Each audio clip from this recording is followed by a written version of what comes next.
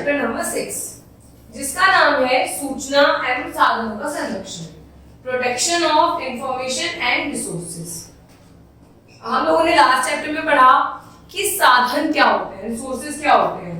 अब हम देखेंगे उन साधनों का हम प्रोटेक्शन या संरक्षण कैसे करते हैं। परिचय। सभी कंप्यूटर में इनपुट डाला जाता है, उसके क्रियान्वयन के पश्चात वे आउटपुट देते हैं। इनपुट सूचनाओं को ऐसे साधनों से लिया जाता है जो वास्तविक हो, यांत्रिक दबाव, मिट्टी, वायरस एवं अन्य खतरों से सुरक्षित हो। भाई ये सब आप जानते हैं, आप स्टार्टिंग से पढ़ते हुए आ रहे हैं कि सबसे पहले कंप्यूटर को हम इनपुट करते हैं डाटा, ठीक है। सीपीयू उसको प्रोसेस करता है, उस पर काम करता है हमारे निर्देशों के अनुसार, प्रोग्राम्स के अनुसार। फिर हमें कंप्यूटर आउटपुट देता है मॉनिटर के फॉर्म में, ठीक है। इनपुट सूचनाओं को ऐसे साधन से लिया जाता है, जो सूचनाएं हैं वो ऐसे साधनों से ली जाती हैं जो वास्तविक हो, रियलिस्टिक हो, उसमें कोई एरर ना हो, उसमें कोई वायरस ना हो। अब हम देखते हैं सूचनाओं के स्रोत, इंफॉर्मेशन के क्या क्या सोर्सेस हो सकते हैं। हम अपने डाटा को कहीं से भी एकत्रित कर लेते हैं। भाई डाटा तो कहीं से भी एकत्रित हो सकता है, जैसे कि आपके 9th 10th 11th 12th में देख सकते हैं कि कितने बच्चों के पास आईटी है, इंफॉर्मेशन टेक्नोलॉजी, कंप्यूटर कितने बच्चे पढ़ते हैं, मैथ्स कितने बच्चों के पास है, साइंस कितने बच्चों के पास है। या फिर आप लोगों के घर सर्वे बहुत होते होंगे कि आपके घर में कितने बच्चे हैं, आपकी फैमिली में कौन कौन है। तो ये सब एक तरीके का रॉ डाटा होता है, कच्चा डाटा होता है, ठीक है। उन डाटा, तथ्य, सारणियों को कच्चा डाटा कहा जाता है। डाटा को प्रक्रियान्वित करने के बाद हमें परिष्कृत डाटा प्राप्त होता है।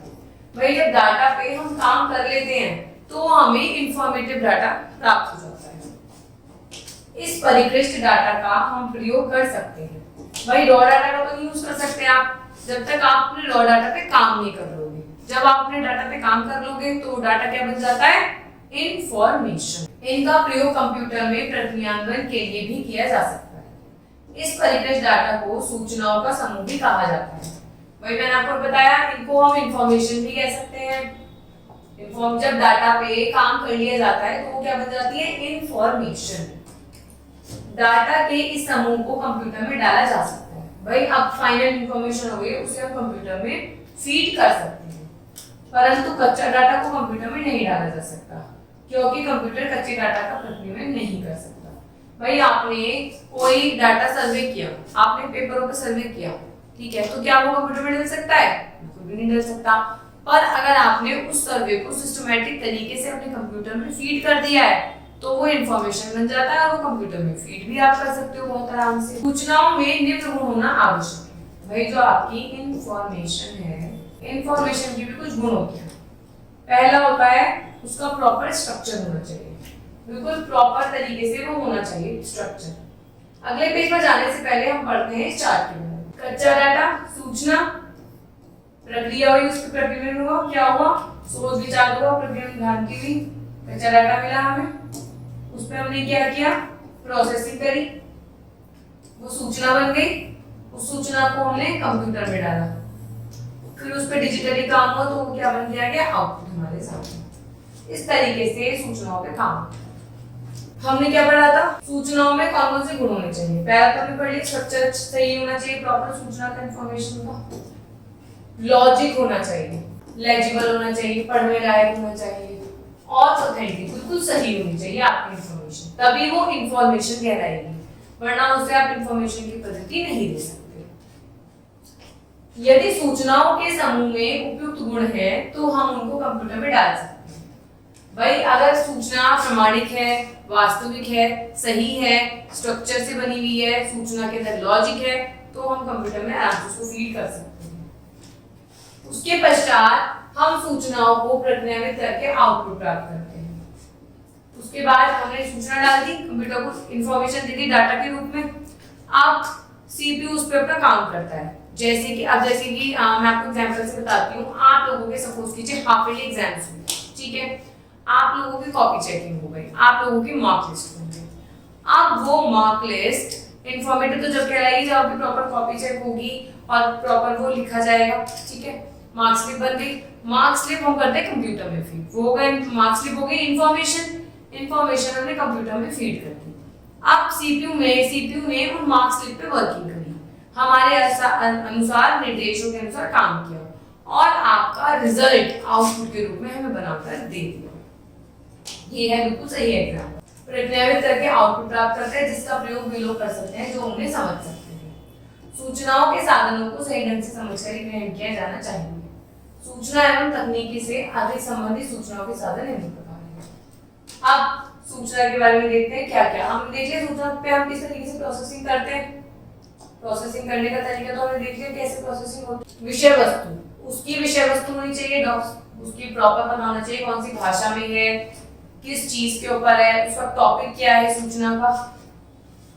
उसके अंदर फोटोग्राफ भी हो सकती है, उसके अंदर ध्वनि भी हो सकती है, MP3 फाइल भी हो सकती है, सूचना में वीडियो भी आ सकती है, सूचना में आपकी पूरी सारणी भी आ सकती है जिसके अंदर ये होता है कि क्या क्या चीजें आपके इंफॉर्मेशन के अंदर मिल पाएंगी। अल्फा न्यूमेरिक रेखा चित्र, मतलब सूचना ऐसा नहीं है कि सिर्फ न्यूमेरिक में ही होती है, अल्फाबेट में ही होती है, अल्फा न्यूमेरिक दोनों में भी हो सकती है। ग्राफ्स भी हो सकते हैं। भाई आपको जनता का एनालाइज करना है, सपोज कीजिए कि 2025 में हमारे इंडिया की जनता की 2026 में कितनी थी, 24 में कितनी थी, तो वो ग्राफ के माध्यम से आसान हो जाता है उसको कैलकुलेट करना। शुद्ध अंकों का डाटा जो अंकों के रूप में होगा वो शुद्ध होना चाहिए। ये सारे में यहाँ पढ़े हैं। सूचनाओं के कौन कौन से साधन होते हैं, विषय वस्तु, अल्फान्यूमेरिक रेखा चित्र, ध्वनि, सारणी, ग्राफ, शुद्ध अंकों का डाटा, वीडियो फाइल, फोटो। ठीक है। सुरक्षा विषय, अब हम पढ़ेंगे इसके लास्ट टॉपिक के बारे में जिसका मतलब होता है प्रोटेक्शन करना। अभी तक हमने देख लिया रॉ डाटा कैसा होता है, उस पर प्रोसेसिंग करके इंफॉर्मेशन कैसे बनाते हैं, इंफॉर्मेशन को कंप्यूटर में फीड करते हैं, उस पर प्रोसेसिंग होने के बाद आउटपुट कैसे मिलता है, सूचना के क्या क्या साधन हो सकते हैं। अब उन सूचनाओं को हम कैसे सेव करके रखेंगे। हम अपने कंप्यूटर की रक्षा गलत प्रयोग करने, गलत हाथों में जाने एवं असामाजिक तत्वों आदि से करनी चाहिए। बिल्कुल करनी चाहिए। कोई हमारे कंप्यूटर का गलत तरीके से इस्तेमाल ना करे, गलत जगह इस्तेमाल ना करे, कोई ऐसी चीजें का यूज ना करे जिससे हमें लॉस हो सकता है, हमारे समाज को लॉस हो सकता है। दूसरा, वायरस से खतरा रहता है हमें, क्योंकि वायरस के समय क्या होती है, vital input resource under seize, मतलब वायरस का क्या काम है, ये क्या करता है, सीपी फ्लॉपी सबको ही क्या कर सकता है, नष्ट कर देता है। हमारे कंप्यूटर के सारे डाटा को वायरस नष्ट कर देता है। ये क्या करता है, कंप्यूटर में फ्लॉपी, सीडी रोम, जिप रोम, ईमेल के द्वारा प्रवेश पा सकता है। अब आपका क्वेश्चन है वायरस आता कैसे है। आपके पास कोई फ्लॉपी डिस्क है, कोई सीडी डिस्क है, ईमेल पे कोई लिंक आया, आप लोग एक्सेप्ट कर लिया, तो इस तरीके से आपके कंप्यूटर में वायरस आ सकता है। हमें वायरस से कंप्यूटर की रक्षा वायरस प्रतिरोधक टूल किट डालकर सी ड्राइव, फ्लॉपी ड्राइव को समय समय पर स्कैन करवाते रहना चाहिए। हमें अपने कंप्यूटर में क्या रखना चाहिए, एंटीवायरस। जब हम अपने कंप्यूटर के अंदर एंटीवायरस रखेंगे तो जो भी हमारे कंप्यूटर में एंटर होगा तो सबसे पहले वो एंटीवायरस से स्कैन करेगा कि उसके अंदर वायरस है या नहीं है। अगर होगा तो एंटीवायरस बता देगा और हम उसे डिटेक्ट कर देंगे, नहीं होगा तो एंटीवायरस कहेगा there is no virus in this CD, floppy, जो भी आपने इंसर्ट किया। कुछ प्रसिद्ध वायरस प्रतिरोधक किट कौन कौन सी, फायर, MCFE, नॉर्दर्न एंटीवायरस, एमसेफ, ECCT आदि। एंटीवायरस की बहुत सारी अलग अलग किटें होती हैं, अलग अलग इनकी कॉस्ट होती है, अलग अलग इनका टाइम ड्यूरेशन होता है, तो और एंटीवायरस किट आपको परचेज करनी पड़ती है। एंटीवायरस जो होता है उसका ये फायदा होता है कि हमारा कंप्यूटर वायरस से सेव रहता है, तो हमें ये प्रॉफिट रहता है कि हमें पता होता है कि हमारी फाइलें नष्ट नहीं होंगी, हमारा डाटा, हमारी सूचनाएं सब कुछ सेफ है। Thank you.